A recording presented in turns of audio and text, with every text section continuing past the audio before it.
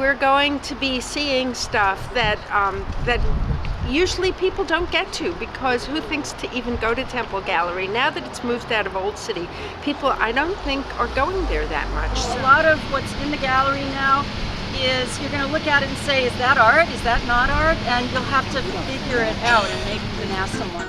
Okay, Tom, we're ready.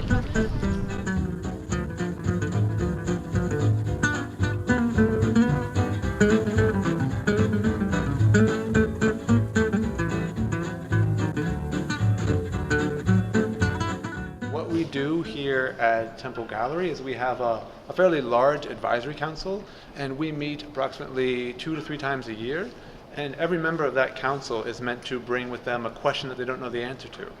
And it's based on those questions that we then slowly devise the programming for Temple Gallery.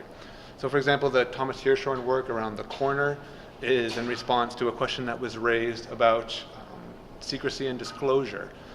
It was a sense of, in this world where there are so many images and there's this sort of moment of transparency that we're hoping for, how much should we know? How much should be revealed? And so it was because of that question and sort of struggling to try to answer that question, I found some artists who are sort of dealing with that issue, and I believe that Thomas is one of them, and so that's why we're showing that work.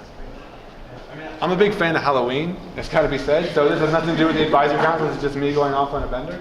But there's a great guy named Stuart Schneider, who is just a big collector of trick-or-treat bags. So he's got hundreds of these things, and he kindly agreed to allow us to have 40 of them here in the gallery, which I think has in some ways a macabre history with this thing, which is a corpse preserver. It was meant that ice would go in here, you'd pop your body in there, and then for the viewing, you could come and have a look through this piece of glass to see your beloved. I think it's probably meant to be a performance, don't you think?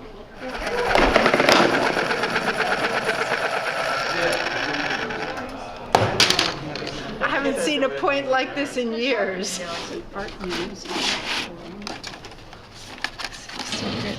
Because it's one of their old projects. There's a lenticular print of files. Oh. That's pretty cool. That way that we can bring things into the space, but not necessarily always get the sense of you're crowded over by art. So these are things, just quiet, subtle pieces that can sort of be there if you want to see them, or disappear if you like as well.